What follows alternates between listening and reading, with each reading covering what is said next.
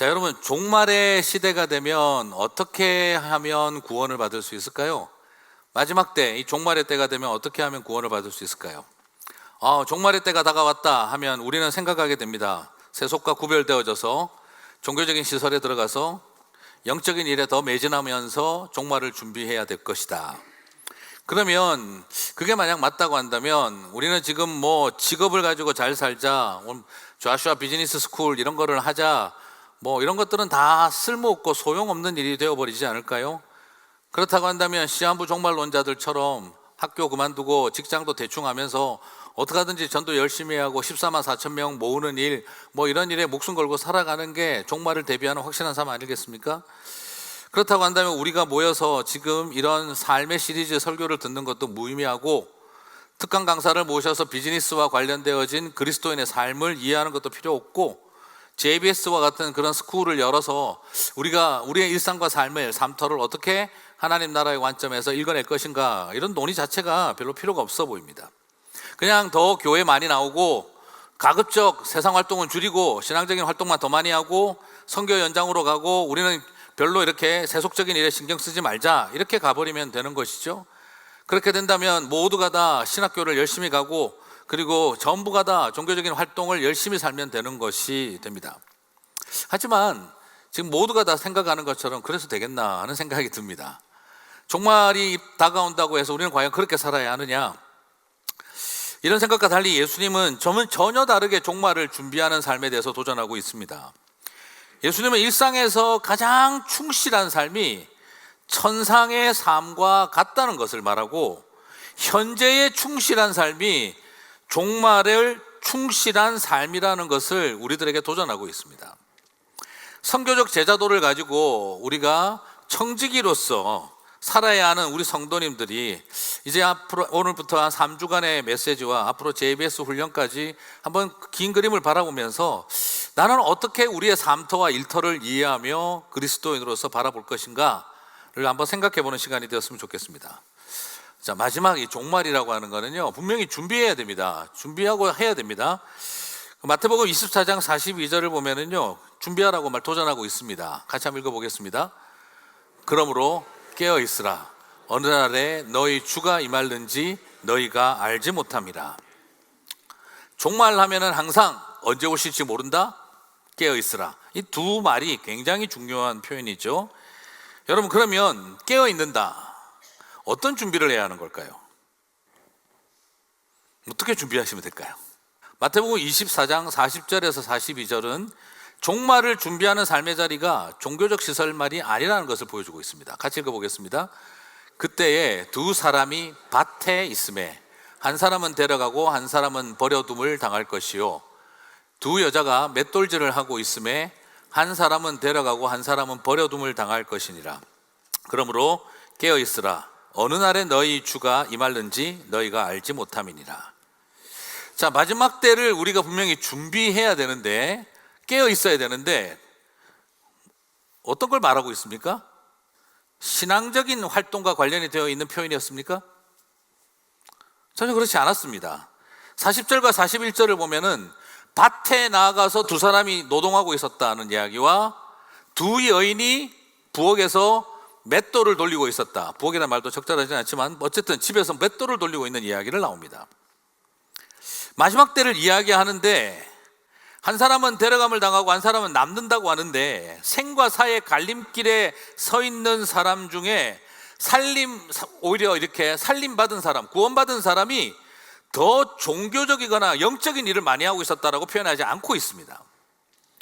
자, 예를 들어서 한 사람은 밭에 있고 한 사람은 선교지에 있었는데 한 사람은 하나님이 구원하셨고 한 사람은 버리셨다, 이렇게 표현하고 있지 않습니다. 둘 다 똑같이 밭에서 일하고 있었고 둘 다 똑같이 집에서 맷돌을 갈고 있었습니다. 결국 바로 뭐냐, 깨어서 다시 오실 주님을 준비한다는 것은요, 소위 언필칭 직업적으로 성직이냐 세속직이냐 이런 거 안 따지신다 이 말입니다. 장소상으로 종교적인 장소냐 세속적인 장소냐 그런 걸 따지지 않으신다는 겁니다. 얼마나 영적이냐 보다 일상을 어떻게 살았느냐를 질문하고 계신다는 겁니다. 재림하실 주님을 여러분 어디서 만나신다고요?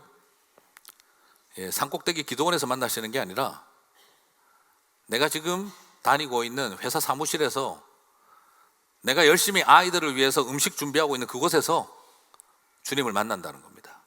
재림하신다는 겁니다. 이 말을 다르게 표현하면요, 좀 부담스럽습니다만 두 사람이 교회에 있음에 한 사람은 구원하시고 한 사람은 버리셨다라는 표현도 될 수 있습니다. 여러분이 교회를 어떻게 다녔느냐를 보고 주님은 재림의 중요한 타이밍을 결정하시는 것이 아니라 여러분이 직장 생활을 어떻게 하고 있느냐를 보고 재림 때 만나신다는 겁니다. 교회도 잘 다니셔야죠. 직분도 잘 감당하셔야 합니다. 하지만 직장을 잘 다니셔야 합니다. 직분만큼이나 직업을 중요하게 다루셔야 합니다. Works in church만이 아니라 세상 속에서 works as church로 교회로서의 삶을 어떻게 살아가느냐가 중요하다는 것을 오늘 이 비유는 우리들에게 분명하게 보여주고 있습니다. 자, 그러면 우리도 모르게 또 떠오르는 생각은, 그래, 회사 생활 열심히 하고 직장에서 잘하면 내가 나중에 주님께서 나를 휴거시켜 주셔서 공중으로 들리워서 고난을 피하겠구나 라고 생각할 수가 있습니다. 자, 그러나 40절 41절의 한글 번역이 조금 아쉬웠습니다. 한 사람은 데려가고 한 사람은 어떻게 한다고요? 버려둠을 당한다라고 번역이 되어 있죠. 자, 그러면 데려감을 당한 사람은 구원받은 사람이고 버려둠을 당한 사람은 뭐죠? 심판받은 사람이라는 이런 구조가 만들어지죠. 그런데 사실 이 해석은 번역이 해석을 과도하게 집어넣은 케이스라고 말할 수가 있습니다. 성경을 번역하는 분들이 해석을 집어넣은 거예요. 그냥 번역만 하셨어야 되는데 해석을 해버린 겁니다. 데려감을 당했다와 버려둠을 당했다라고 하는데 영어로 보셔도 그냥 이건 left입니다. 남겨졌다는 말입니다. 영어 성경을 보셔도 one will be taken and one will be left라고 되어 있어요. 남겨졌다는 겁니다. taken의 반대말로서 남겨졌다는 말이죠. 물론 이 남겨졌다는 말은 버려졌다라고 번역할 수도 있습니다. 그러려면 문맥적으로 봐야 되는 거죠. 실제로 이 단어를 여러분 살펴보시게 되면 이 남겨졌다라고 번역될 수 있는 이 단어를 구약 성경에서는 히브리어 성경을 헬라어로 번역할 때 동사의 90%가 면제해 주다, 형벌에서 벗어나다, 용서하다, 사죄하다, 덮다, 속죄하다라는 단어로 번역이 되고 있습니다. 그리고 신약 성경에서도 이 단어가 사용되어진 것을 이 관주로 찾아보게 되면은 거의 80% 가까이가 탕감하다, 용서하다, 죄를 사하다 하는 뜻으로 다 사용되어져 있습니다. 남겨져 있다라는 말이 의역의 하기에 따라서 버려졌다라고 의역할 수는 있지만 이 동사가 가지고 있는 단어적 의미는 더 어디에 많이 가 있습니까? 죄사함을 받다, 용서를 받다는 뜻으로 많이 가 있습니다. 그러므로 번역을 한번 해본다면 한 사람은 데려감을 당하고 한 사람은 용서함을 받았다라고 해도 동사 뜻으로만 본다면 별 문제가 없습니다. 하지만 문맥적으로 살펴보게 된다면 이 의미를 좀 더 결정할 수가 있습니다. 동사는 문맥적으로, 한 단어는 문맥적으로 결정이 돼야 되니까. 자, 그러면 오늘 이 비유를 중요하게 예를 들고 있는 특징이 바로 뭐냐면 마태복음 24장 37절을 보셔야 됩니다. 같이 읽겠습니다. 노아의 때와 같이 인자의 임함도 그러하리라. 한 사람이 밭에 나가서 일하고 있는데 데려감을 당하고 한 사람은 남겨줌을 당했다. 자, 노아의 때와 같이, 노아 때 하나님이 심판하실 때와 같이 예수님이 재림하실 때도 노아 때처럼 비슷하다. 사람들이 각자 먹고 사는 일에 시집가고 장가가는 데 바쁘고 그렇게 되어지다가 데려감을 당하고 남겨짐을 당할 것이다. 남겨짐을 당한 사람들이 누구였습니까? 노아의 가족들이었습니다. 구원받은 겁니까? 버림받은 겁니까? 구원받은 거죠. 오늘 이 메시지를 노아의 홍수 때와 같으리라고 하는 사전 시간의 전제를 걸고 뒤에 쓰여져 있습니다. 그렇다고 한다면 지금 이 의도는 노아의 홍수 때와 같이 남겨진 자들이 구원받은 백성이고 데려감을 당한 사람이 심판당한 사람이라는 걸 볼 수가 있습니다. 자, 이제 정리가 되시죠? 그러면 37절에 이 마지막 때가 노아의 때와 같다고 했으면 밭에서 일하다가 그리고 집에서 맷돌질하다가 데려감을 당한 사람은 누구며 남겨진 사람은 누굽니까? 데려감을 당한 사람은 심판이 되는 사람이고 남겨진 사람이 구원받은 사람이 됩니다.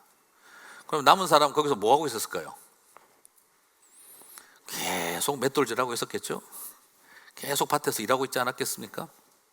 다시 말씀드려서 오늘 비유가 보여주는 목적은 종말론적인 삶은 밭일 때려치우고 그리고 맷돌질 하는 거 이런 거 다 그만두고 나는 학교 그만두고 그리고 직장 대충 하면서 열심히 나는 하나님의 일을 하며 종말을 대비하는 삶을 살겠다 하는 이런 이야기를 하는 것이 아니라 오히려 직장 생활과 가정 생활, 내 일상과 직업과 일을 통해 직업 소명을 통해 주님 오신 날을 준비한다는 것입니다.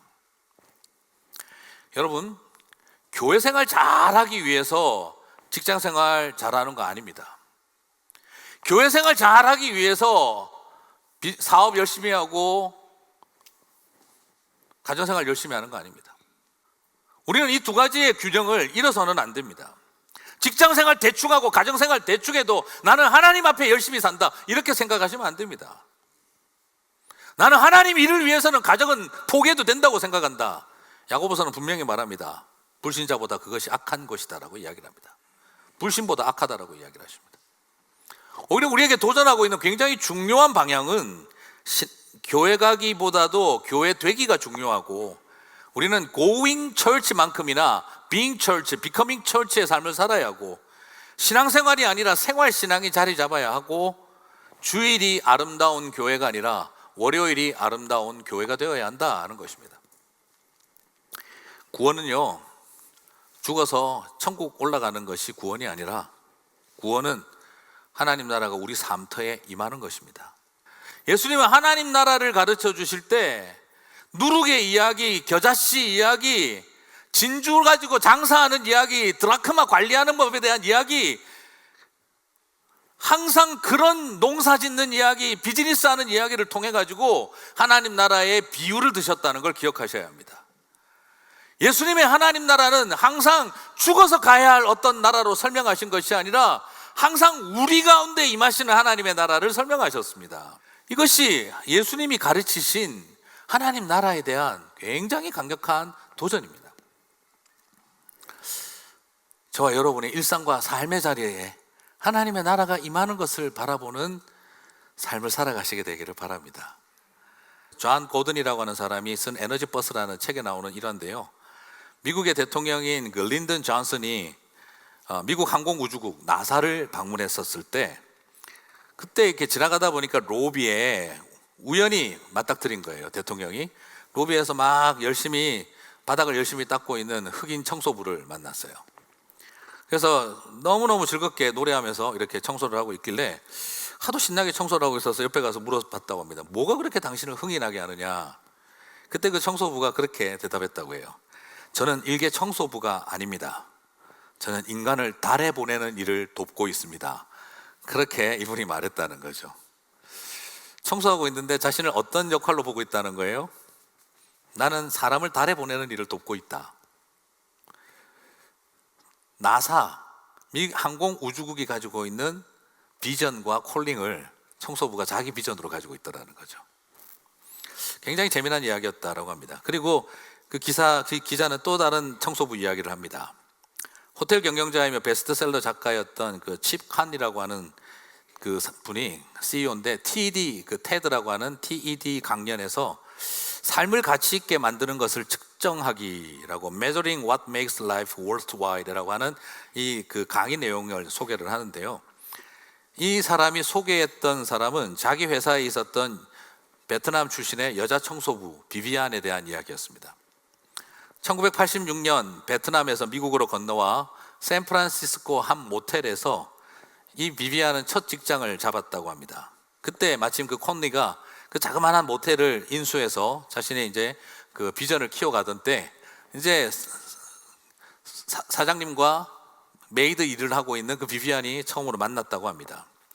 근데 콘니는 그 일을 하면서 굉장히 놀랬던 거예요. 왜냐하면 어느 시간이 지나자 그 모텔로 전화가 오는데 비비안이 일하는 층으로 내 방을 잡아달라는 고객들이 늘어나기 시작을 하더라는 거예요.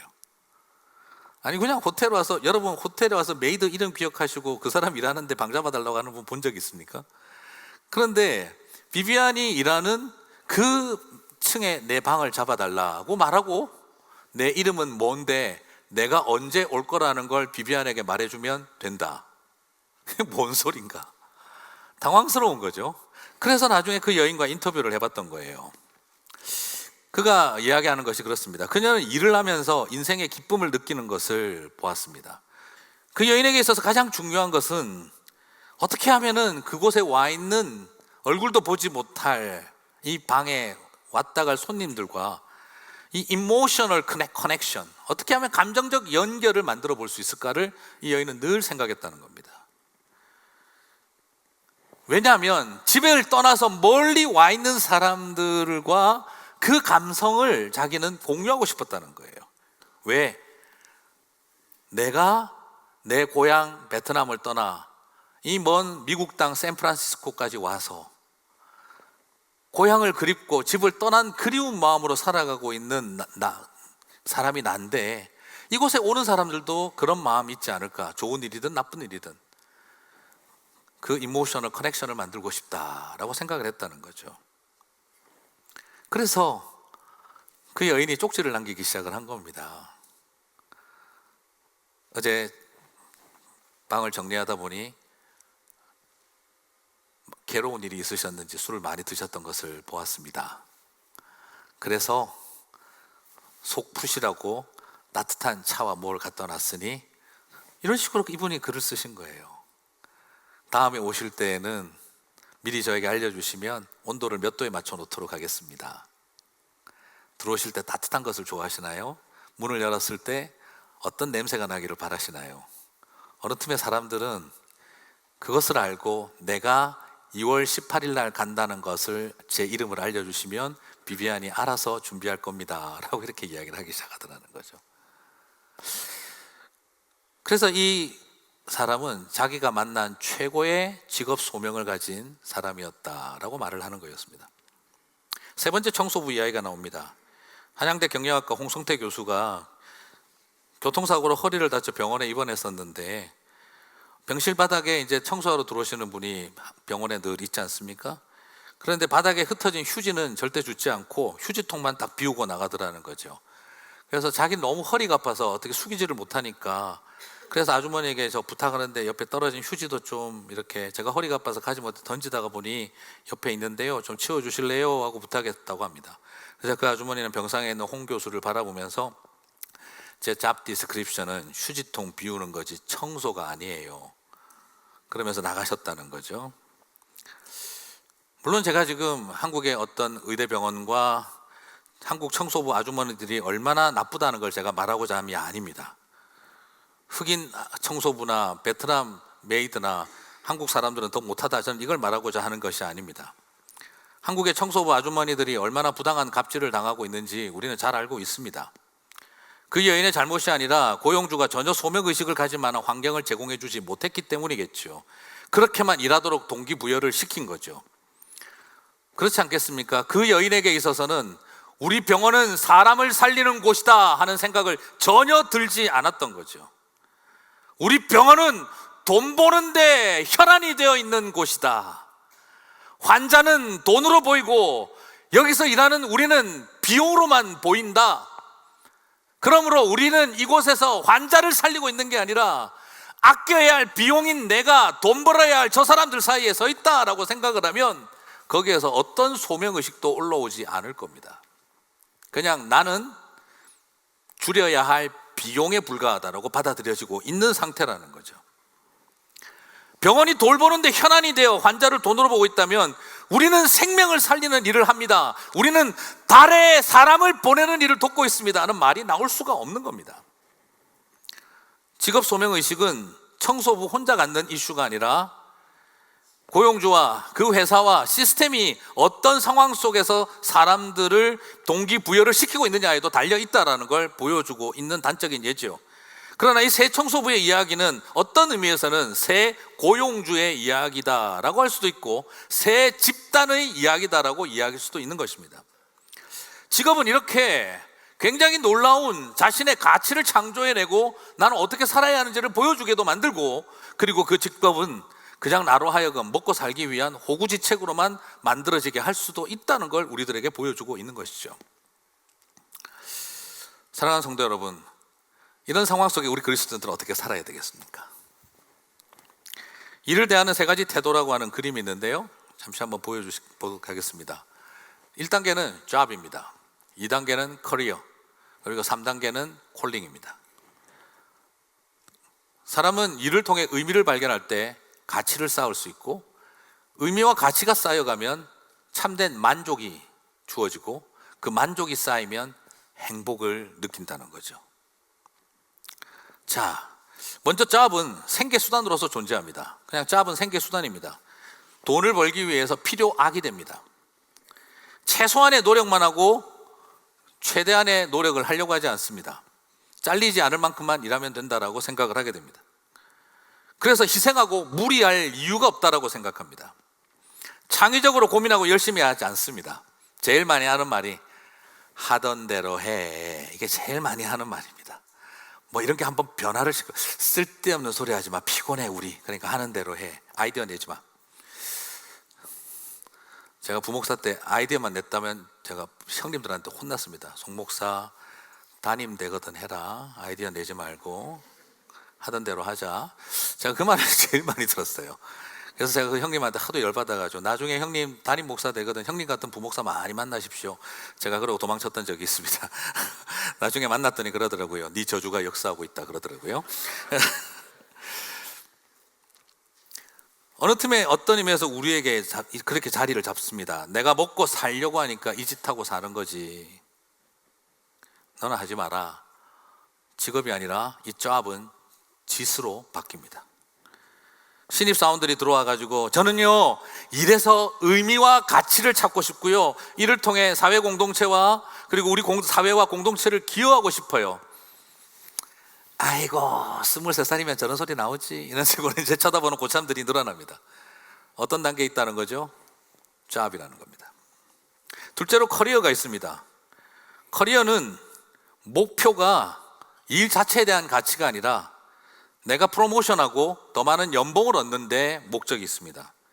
그래서 job과 달리 커리어는 새로운 아이디어를 내고 열심히 합니다. 적극적이고 몰입하고 일에 대한 즐거움도 있습니다. 하지만 항상 중요한 의미와 가치는 일 자체에 있는 것이 아니라 사다리를 타고 올라가야 한다는 데 있습니다. 커리어는 소명만큼이나 인간에게 행복과 만족을 주지 못합니다. 늘 쫓기고 불안하고 경쟁심에 시달리게 됩니다. 커리어를 추구하는 사람들은 많은 이들이 종국에는 설명할 수 없는 인생의 회의감에 빠지게 됩니다. 승진과 더 많은 연봉이 주어지는 쾌락은 잠깐이고 계속 더 높은 자리, 그리고 내가 이 자리를 지켜낸다는 것에 대한 부담감, 고액 연봉을 더 고파하고 추구하게 되어집니다. 그러므로 뭔가 이루면 이룰수록 내 뒤에는 많은 상처와 고통이 남고, 그리고 그것은 나에게 성취감을 주었던 많은 것들이 나를 공허감으로 느끼게 만들어버리기도 합니다. 공허함이 가득한 후에 겉으로는 화려한데 속은 왜 이렇게 휑해지는 걸까? 주변에 사람들이 많아 보이는데 왜 마음으로 만날 사람은 없어지는 걸까 하는 고민 앞에 서게 됩니다. 세 번째는 콜링, 소명입니다. 첫째와 둘째는 job과 커리어는요 미닝 킬러가 되어야 버틸 수 있습니다. 무슨 말인지 이해가 가십니까? job과 커리어를 추구하고 살려면요 미닝을 죽여야 됩니다. 의미를 죽여야 합니다. 미닝 킬러가 되어야 의미와 가치 같은 거 버려두자. 나한테는 지금 프로모션을 위해, 더 많은 연봉을 위해서 속일 수도 있어야 하고, 모질어져야 되고, 독해져야 되고, 공동체니 뭐 가치니 이딴 거는 내가 죽여놔야 내가 이걸 할 수 있다. 미닝 킬러가 되어야 첫째, 둘째는 할 수 있습니다. 근데 셋째는 미닝 킬러가 되면 할 수가 없습니다. 콜링은 의미와 가치가 없이는 해낼 수가 없습니다. 소명이 있으면 희생이나 손해나 낭비가 아닙니다. 그것은 가치고 의미로 다가오게 됩니다. 손해와 희생을 해도 그 속에 만족이 있고 행복이 있습니다. 물론 이것은 아까 말씀드린 것처럼 잘못된 시스템이나 그리고 왜곡된 리더십과 내가 속해 있는 회사나 공동체가 빛 소명을 잃어버린 채 사람들을 몰아간다면 스스로 소명을 갖기는 어렵습니다. 놀랍게도 너무나 많은, 심지어 교회조차도, 심지어 많은 세상의 많은 일들이 미닝을 죽여놓은 상태에서 사람들을 움직일 때에는 아무런 힘을 발휘할 수가 없습니다. 그들도 미닝 킬러가 되어야 하는 거예요. 그래서 우리 안에는 외부에 서 있는 미닝 킬러와 내 내면의 안에 있는 미닝 킬러가 서로 그 의미들을 죽여놓고 있어야 내가 잡이든 커리어든 추구하고 살아갈 수 있게 만드는 겁니다. 그러나 성도에게는요, 우리 그리스도인들에게는 비록 밖에서 미닝 킬러가 있다 할지라도 내 안에 미닝 킬러를 두면 안 됩니다. 나는 내 안에서 하나님 안에서의 소명을 찾아야 합니다. 회사와 직장과 사회 속에서의 소명을 찾을 수 없다면 나는 하나님 안에서의 소명을 찾아야 하는 겁니다. 그래서 성도는 고용주나 회사가 주는 의미와 소명을 넘어서 하나님에게 받는 소명이 있기 때문입니다. 그리스도인들에게는 그 도전이 있습니다. 그래요, 우리의 고용주가, 그리고 우리가 속해 있는 공동체와 회사가 미닝 킬러밖에 되어지지 않는다 할지라도 우리에게는 미닝 기버가 있는 것입니다. 바로 하나님으로부터 받는, 우리는 미닝이 있다는 겁니다. 그럴 때 우리는 소명을 가진 사람으로 살아갈 수 있다는 겁니다. 말씀을 정리하겠습니다. 여러분, 종말이라고 하는 시간과 만나는 장소는 교회가 아니라 밭이라고 예수님이 묘사했습니다. 종말이라고 하는 시간이 만나는 장소는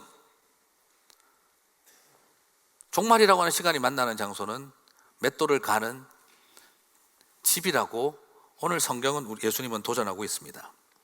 심판과 구원이라고 하는 이 갈래길에서 주님은 얼마나 우리가 더 영적인 직업 속에 있느냐를 보고 계신 것이 아니라 심판과 구원이라고 하는 그 갈림길에서 주님은 가장 세속적인 삶의 자리에서 우리를 만나셨다는 것입니다. 종말이라는 시간의 끝은 지극히 구별된 종교적인 장소가 아닌 지극히 평범한 세속적인 삶터에서 마침표를 찍었다 하는 것입니다. 주님 다시 오시는 그날 우리는 흰옷 입은 거룩한 백성으로 주님을 만나기를 소망합니다. 그 흰옷이 무엇이겠습니까? 예수 그리스도로 깨끗해진 옷이죠. 그리고 또한 저는 다르게 이렇게 말씀드리고 싶습니다. 그날 밭에서, 그리고 집에서 일하고 맷돌질 하다가 땀내 나는 앞치마 두르고 작업복 입고 만나는 날이기도, 그것이 또한 거룩한 옷이라고 저는 말하고 싶습니다. 일터에서 신방 오시는 주님을 만나시고 삶터에서 다시 오실 예수님을 영접하는 거룩한 작업복 입은 신부들이 되시기를 주님의 이름으로 축복합니다.